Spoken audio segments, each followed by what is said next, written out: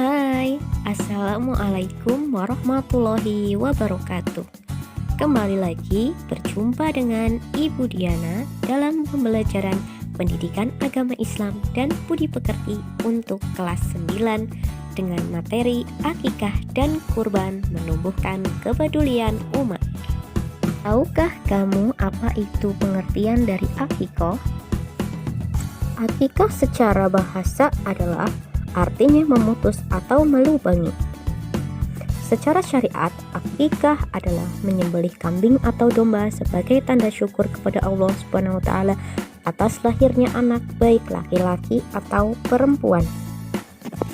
Akikah biasanya dilaksanakan pada hari ke-7 setelah kelahiran anak. Pada hari itu pula, seorang bayi dicukur rambutnya dan diberi nama yang baik.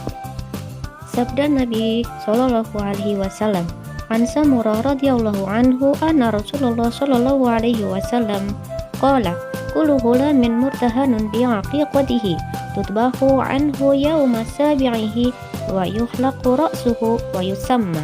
Artinya, dari Samurah radhiyallahu anhu bahwasanya Rasulullah sallallahu alaihi wasallam bersabda, tiap-tiap anak itu tergadai dengan akikahnya, yang disembelih baginya pada hari ke-7 dicukur rambutnya dan diberi nama. Hadis riwayat At-Tirmidzi, Ibnu Majah. Hukum akikah adalah sunnah muakkad, artinya sunnah yang sangat dianjurkan. Ketentuan hewan akikah yang pertama, kambing atau domba harus dalam keadaan sehat, tidak kurus dan tidak cacat. Yang kedua, kambing atau domba sudah berumur 1 tahun lebih. Ketentuan pembagian daging akikah berbeda dengan pembagian daging kurban. Dalam hal ini, daging akikah diberikan dalam kondisi yang sudah dimasak. Orang tua anak boleh memakannya, menghadiahkan sebagian dagingnya kepada sahabat-sahabatnya, dan menyedekahkan sebagian lagi kepada kaum muslimin. Pelaksanaan akikah mengandung banyak hikmah, diantaranya adalah 1.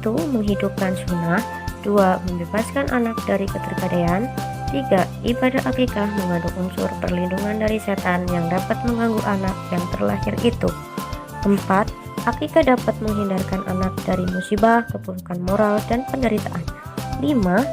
Merupakan bentuk takarub atau pendekatan diri kepada Allah Subhanahu wa taala, sekaligus sebagai wujud rasa syukur atas karunia yang diberikan oleh Allah dengan lahirnya sang anak. 6. Akikah sebagai sarana menampakkan rasa gembira dalam melaksanakan syariat Islam. Dan yang ke-7, memperkuat tali silaturahmi di antara anggota masyarakat.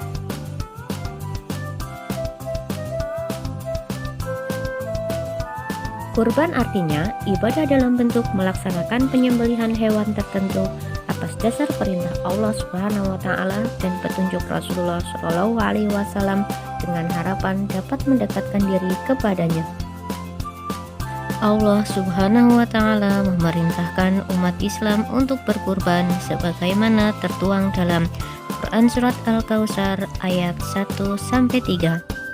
A'udzu billahi minasyaitonir rajim. Bismillahirrahmanirrahim. Inna a'tainakal kautsar fasholli li rabbika wanhar inna syani'aka huwal abtar. Yang artinya, sungguh kami telah memberimu Muhammad nikmat yang banyak, maka laksanakanlah sholat karena Tuhanmu dan berkurbanlah sebagai ibadah dan mendekatkan diri kepada Allah.